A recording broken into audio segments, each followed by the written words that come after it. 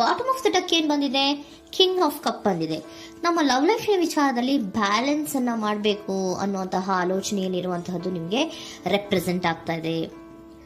Emotional ಆಗಿ ನೀವು ತುಂಬಾ ಯೋಚನೆಯನ್ನ ಮಾಡ್ತಾ ಇರುವಂತಹದ್ದು, ಒಂದು ಬ್ಯಾಲೆನ್ಸ್ ಇರಬೇಕು, ಒಂದು ರೀತಿಯ ಸ್ಟೇಬಲ್ ಆಗಿರ್ಬೇಕು ನನ್ನ ಲವ್ ಲೈಫು ಅನ್ನುವಂತಹ ಆಲೋಚನೆಯನ್ನ ಮಾಡ್ತಾ ಇರುವಂತಹದ್ದು ರೆಪ್ರೆಸೆಂಟ್ ಆಗ್ತಾ ಇದೆ. ರೀಡಿಂಗ್ ಅನ್ನ ಶುರು ಮಾಡೋಣವಾ? ಓಕೆ. ಇನ್ ಪಾಸ್ಟ್ ಅಲ್ಲಿ ನಾನು ಇವಾಗ ರೀಡಿಂಗ್ ಅನ್ನ ತಗೋತಾ ಇರೋದು ಯಾವ್ದು ಗೊತ್ತಾ?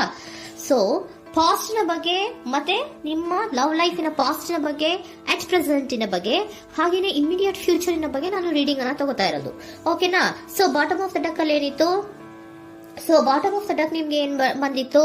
ಭಾವನಾತ್ಮಕವಾಗಿ ಯೋಚನೆ ಮಾಡುವಂತಹದ್ದು, ಒಂದು ರೀತಿಯ ಸ್ಟೇಬಲ್ ಆಗಿ ಇರಬೇಕು, ಬ್ಯಾಲೆನ್ಸ್ ಅನ್ನ ಮಾಡಬೇಕು ನಮ್ಮ ಲವ್ ಲೈಫಿನಲ್ಲಿ ಅನ್ನುವಂತಹ ಆಲೋಚನೆಯನ್ನ ಮಾಡ್ತಾ ಇರುವಂತಹದ್ದು ಕಿಂಗ್ ಆಫ್ ಕಪ್ಸ್ ನಿಮ್ಮ ಬಾಟಮ್ ಆಫ್ ದ ಡಕ್ ಅಲ್ಲಿ ಬಂದಿತ್ತು. ಅಂದ್ರೆ ನಿಮ್ಮ ಪಾಸ್ಟ್ ನಲ್ಲಿ ಏನಾಗಿತ್ತು?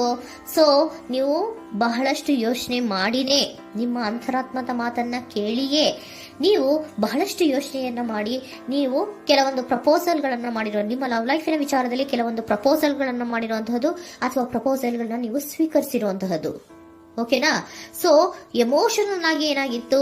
ನೀವಿಬ್ರು ಸಮಾಧಾನವಾಗಿ ಇದ್ರಿ, ಸಾಮರಸ್ಯದಿಂದ ಇರ್ತಿತ್ತು, ಮತ್ತೆ ಲವ್ ಲೈಫಿನ ವಿಚಾರದಲ್ಲಿ ಒಂದು ಫುಲ್ಫಿಲ್ಮೆಂಟ್ ಇರ್ತಿತ್ತು.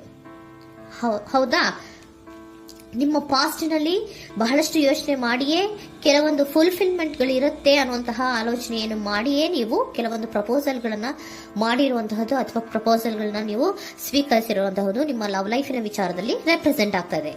ಆದ್ರೆ ಅಟ್ ದ ಪ್ರೆಸೆಂಟ್ ನಲ್ಲಿ ಏನಾಗ್ತಾ ಇದೆ? ಅಟ್ ದ ಪ್ರೆಸೆಂಟ್ ನಲ್ಲಿ ನೀವ್ ಯಾಕೋ ಆಲೋಚನೆಯನ್ನ ಮಾಡ್ತಾ ಇರುವಂತಹದ್ದು ರೆಪ್ರೆಸೆಂಟ್ ಆಗ್ತಾ ಇದೆ ನಿಮ್ಮ ಲವ್ ಲೈಫಿನ ವಿಚಾರವಾಗಿ. ನೋಡಿ, 7 ಆಫ್ ಪೆಂಟಿಕಲ್ಸ್ ಬಂದಿದೆ. ಸೊ 7 ಆಫ್ ಪೆಂಟಿಕಲ್ಸ್ ಏನನ್ನ ರೆಪ್ರೆಸೆಂಟ್ ಮಾಡುತ್ತೆ? ಪೀರಿಯಡ್ ಆಫ್ ಕಾಂಟೆಂಪ್ಲೇಷನ್, ಏನೋ ಒಂದು ಯೋಚನೆಯನ್ನ ಮಾಡ್ತಾ ಇರುವಂತಹದ್ದು ನಿಮಗೆ ರೆಪ್ರೆಸೆಂಟ್ ಆಗ್ತಾ ಇದೆ. ಯಾಕೋ ನನ್ನ ಲವ್ ಲೈಫಿನಲ್ಲಿ ಮುಂದೆ ಮುಂದೆ ಹೋಗ್ತಾ ಇಲ್ವಲ್ಲ, ಏನಿದು ಇಷ್ಟು ಸ್ಲೋ ಪ್ರೋಗ್ರೆಸ್ ಅಲ್ಲ ಅನ್ನುವಂತಹ ಆಲೋಚನೆಯನ್ನ ನೀವು ಮಾಡ್ತಾ ಇರುವಂತಹದ್ದು ರೆಪ್ರೆಸೆಂಟ್ ಆಗ್ತಾ ಇದೆ. ಲಾಂಗ್ ಟರ್ಮಿನ ವ್ಯೂಸಿನ ಬಗ್ಗೆ ನೀವು ಹೆಚ್ಚು ಗಮನವನ್ನ ಕೊಡ್ತಾ ಇದ್ದೀರಾ. ಸೊ ನಮ್ಮ ಲವ್ ಲೈಫ್ ಏನೋದು ಲಾಂಗ್ ಟರ್ಮಿನಲ್ಲಿ ಕೂಡ ನಮಗೆ ಚೆನ್ನಾಗಿರ್ಬೇಕು. ಆದ್ರೆ ಯಾಕೆ ಏನೋ ಒಂದು ರೀತಿಯ ಪ್ರೋಗ್ರೆಸ್ ಇಲ್ವಲ್ಲ ಲವ್ ಲೈಫಿನಲ್ಲಿ, ಒಂದು ರೀತಿಯ ಖುಷಿ, ಸಂತೋಷ, ಸಮಾಧಾನ ಯಾಕಿಲ್ಲ ಅನ್ನುವಂತಹ ಆಲೋಚನೆಯನ್ನ ಮಾಡ್ತಾ ಇರುವಂತಹದ್ದು ಅಟ್ ಪ್ರೆಸೆಂಟ್ ಅಲ್ಲಿ ರೆಪ್ರೆಸೆಂಟ್ ಆಗ್ತಾ ಇದೆ. ಯಾಕೆ ಹಾಗೆ ರೆಪ್ರೆಸೆಂಟ್ ಆಗ್ತಾ ಇದೆ ಅಂದ್ರೆ ನೋಡಿ, devil card and 8 of cups. Devil card ಯಾಕೆ ರೆಪ್ರೆಸೆಂಟ್ ಆಗಿದೆ? ಅಡಿಕ್ಷನ್.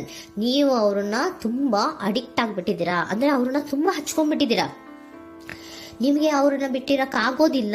ಸೊ ನೀವು ಅವರಿಗೆ ಅವಲಂಬನೆ ಆಗಿರುವಂತಹದ್ದು, ನಿಮ್ಮ ಲವ್ ಲೈಫಿನ ವಿಚಾರದಲ್ಲಿ ನಿಮ್ಮ ಪರ್ಸನ್ಗೆ ನೀವು ತುಂಬಾ ಅಡಿಕ್ಟ್ ಆಗಿರುವಂತಹದ್ದು, ತುಂಬಾ ಪ್ರೀತಿಸುವಂತಹದ್ದು, ಒಂದು ನಿಮಿಷನೂ ಕೂಡ ಬಿಟ್ಟಿರೋದಿಲ್ವೇನೋ ಅನ್ನುವಂತಹ ರೀತಿಯಲ್ಲಿ ನೀವು ತುಂಬಾ ಅಡಿಕ್ಟ್ ಆಗಿರುವಂತಹದ್ದು ರೆಪ್ರೆಸೆಂಟ್ ಆಗ್ತಾ ಇದೆ.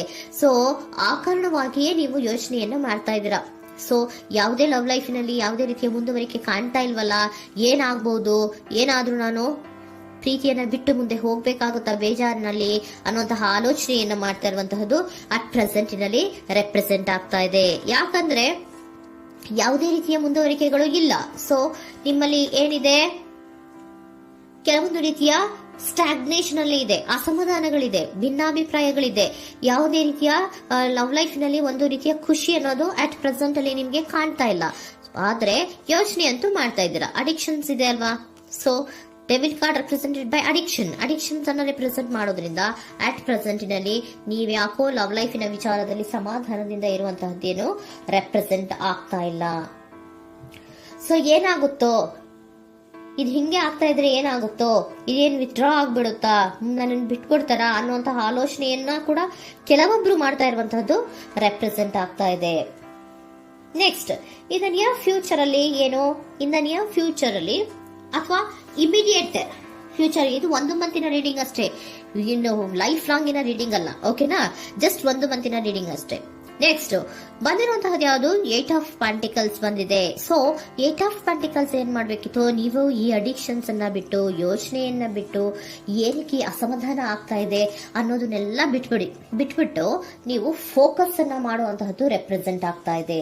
ಸೊ ಏನ್ ಫೋಕಸ್ ಮಾಡುವಂತಹದ್ದು? ಏನಾಗಿದೆ ನನ್ನ ಲವ್ ಲೈಫಿನ ವಿಚಾರದಲ್ಲಿ?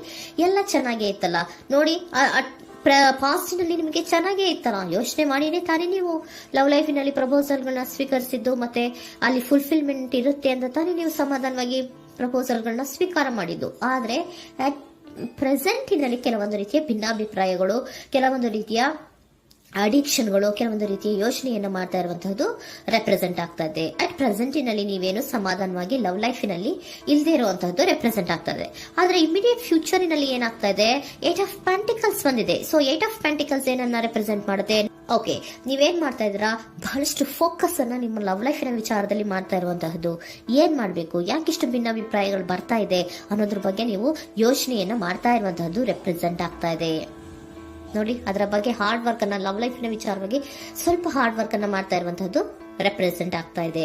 ಸೊ ಬಹಳಷ್ಟು ಕಮಿಟ್ಮೆಂಟ್ ಅನ್ನ ಇಟ್ಕೊಂಡು ಇದನ್ನ ನಾನು ಸರಿ ಮಾಡ್ಕೊಳ್ಳೇಬೇಕು ಅನ್ನುವಂತಹ ಆಲೋಚನೆಯನ್ನ ಮಾಡ್ತಾ ಇರುವಂತದ್ದು. ಸರಿ ಆಗ್ಲೇಬೇಕು, ಈ ಎಲ್ಲಾ ರೀತಿಯ ಅಸಮಾಧಾನಗಳಿಂದ ನಾನು ಆಚೆ ಬರಬೇಕು, ಸಮಾಧಾನವಾಗಿರ್ಬೇಕು, ಬ್ಯಾಲೆನ್ಸ್ ಅನ್ನ ಮಾಡಬೇಕು ಅನ್ನೋದನ್ನ ನೀವು ಇಟ್ಕೊಂಡು ನೀವು ಹಾರ್ಡ್ ವರ್ಕ್ ಅನ್ನ ನಿಮ್ ಲವ್ ಲೈಫಿನ ವಿಚಾರದಲ್ಲಿ ಮಾಡ್ತಾ ಇರುವಂತದ್ದು ರೆಪ್ರೆಸೆಂಟ್ ಆಗ್ತಾ ಇದೆ. ನೆಕ್ಸ್ಟ್ ಕಾರ್ಡ್ ಕೂಡ ನಿಮ್ಗೆ ಕಿಂಗ್ ಆಫ್ ಸೋರ್ಟ್ಸ್ ಬಂದಿದೆ. ಸೊ ಕಿಂಗ್ ಆಫ್ ಸೋರ್ಟ್ಸ್ ಏನನ್ನ ರೆಪ್ರೆಸೆಂಟ್ ಮಾಡುತ್ತೆ? ಸ್ಪಷ್ಟವಾಗಿ ಥಿಂಕ್ ಅನ್ನ ಮಾಡ್ತಾ ಇದ್ದೀರಾ. ನಮ್ಮ ಲವ್ ಲೈಫಿನ ವಿಚಾರದಲ್ಲಿ ಯಾಕೆ ಅಸಮಾಧಾನ ಬರ್ತಾ ಇದೆ, ಯಾಕೆ ಭಿನ್ನಾಭಿಪ್ರಾಯ ಬರ್ತಾ ಇದೆ, ನಾನಂತೂ ಅವ್ರನ್ನ ಬಿಟ್ಟಿರಕ್ಕಾಗಲ್ಲ. ಸೊ ನಾನೇನ್ ಮಾಡ್ಬೇಕು, ಇದನ್ನೆಲ್ಲ ಕೂಡ ಬ್ಯಾಲೆನ್ಸ್ ಅನ್ನ ಮಾಡ್ಬೇಕು. ಅದಕ್ಕೆ ನಾನು ಏನ್ ಮಾಡ್ಬೇಕು, ಫೋಕಸ್ ಅನ್ನ ಮಾಡ್ಬೇಕು. ಫೋಕಸ್ ಅನ್ನ ಮಾಡಿ ಅಲ್ಲಿ ನೀವು ಕರೆಕ್ಟ್ ಆಗಿ ಕ್ಲಿಯರ್ ಥಿಂಕಿಂಗ್ ಅನ್ನ ಮಾಡಿ, ಒಂದು ಸ್ಟ್ರಾಂಗ್ ವಿಲ್ ಪವರ್ ಅನ್ನ ಇಟ್ಕೊಂಡು ನೀವು ಮೆಚ್ಯೂರ್ ಆಗಿ ಥಿಂಕ್ ಮಾಡಿ ಕೆಲವೊಂದು ರೀತಿಯ ನಿರ್ಧಾರಗಳನ್ನ ಮಾಡುವಂತಹದ್ದು ರೆಪ್ರೆಸೆಂಟ್ ಆಗ್ತದೆ. ನೋಡಿ, ಸ್ಟ್ರಾಂಗ್ ಆಗಿ ಒಂದು ವಿಲ್ ಪವರ್ ಅನ್ನ ಇಟ್ಕೊಂಡು ಫೋಕಸ್ ಅನ್ನ ಮಾಡಿ ನೀವು ನಿಮ್ಮ ಲವ್ ಲೈಫಿನ ವಿಚಾರದಲ್ಲಿ ಬಹಳಷ್ಟು ಧೈರ್ಯದಿಂದ ನಿಮ್ಮ ಲವ್ ಲೈಫಿನ ವಿಚಾರವನ್ನ ಅಥವಾ ಲವ್ ಅನ್ನ ನೀವು ಬ್ಯಾಲೆನ್ಸ್ ಅನ್ನ ಮಾಡುವಂತಹದ್ದು ರೆಪ್ರೆಸೆಂಟ್ ಆಗ್ತಾ ಇದೆ. ಈಗ ಅಟ್ ಪ್ರೆಸೆಂಟ್ ಅಲ್ಲಿ ನಿಮಗೆ ಬೇಜಾರಿರಬಹುದು, ವಿಧಾನಗಳಿರಬಹುದು, ಆದ್ರೆ ಇನ್ ನೆಕ್ಸ್ಟ್ ನಿಂದ ನಿಯರ್ ಫ್ಯೂಚರ್ ಅಲ್ಲಿ ನೀವು ಅದನ್ನ ಫೋಕಸ್ ಮಾಡುವಂತಹದ್ದು, ಅದರ ಕಡೆಗೆ ಹೆಚ್ಚು ಗಮನವನ್ನ ಕೊಡೋದು, ಕ್ಲಾರಿಟಿಯ ಥಿಂಕಿಂಗ್ ಅನ್ನ ಮಾಡುವಂತಹದ್ದು, ಕ್ಲಿಯರ್ ಆಗಿ ಥಿಂಕಿಂಗ್ ಅನ್ನ ಮಾಡೋದು, ಕ್ಲಾರಿಟಿಗೆ ಬರುವಂತಹದ್ದು, ಧೈರ್ಯವಾಗಿ ಮುಂದೆ ಹೋಗುವಂತಹದ್ದು ನಿಮ್ಗೆ ರೆಪ್ರೆಸೆಂಟ್ ಆಗ್ತಾ ಇದೆ. ಅದೇ ನಿಮಗೆ ಬಾಟಮ್ ಆಫ್ ದ ಡಕ್ ಬಂದಿರುವಂತಹದ್ದು ಕಣ್ರಿ, ಕಿಂಗ್ ಆಫ್ ಕಪ್ಸ್ ಬಂದಿದೆ. ಸೊ ಕಿಂಗ್ ಆಫ್ ಕಪ್ಸ್ ಏನು, ನೀವು ಭಾವನಾತ್ಮಕವಾಗಿ ಯೋಚನೆ ಮಾಡ್ತಿದ್ದೀರಾ, ನಿಮ್ಮ ಲವ್ ಲೈಫಿನ ವಿಚಾರದಲ್ಲಿ ಒಂದು ಬ್ಯಾಲೆನ್ಸ್ ಅನ್ನ ಮಾಡಬೇಕು ಅನ್ನುವಂತಹ ಆಲೋಚನೆಯನ್ನ ಮಾಡ್ತಾ ಇರುವಂತಹದ್ದು. ಓಕೆನಾ? ಹಾಗಿದ್ರೆ ಏಂಜಲ್ ಗೈಡೆನ್ಸ್ ನಿಮ್ಗೆ ಏನ್ ಕೊಡ್ತಾರೆ ಅನ್ನೋದನ್ನ ನೋಡೋಣವಾ? Okay, be assertive, very good, trust. ನೋಡಿ, ದೃಢವಾಗಿ ಇರಿ, ಏನೂ ಆಗಿಲ್ಲ. ನೀವು ಅಷ್ಟೊಂದು ಯೋಚನೆಯನ್ನ ಮಾಡುವಂತಹದ್ದೇನೂ ಆಗಿಲ್ಲ. ಕೆಲವೊಂದು ರೀತಿಯ ವೇರಿಯೇಷನ್ಗಳಾಗಿರುತ್ತೆ.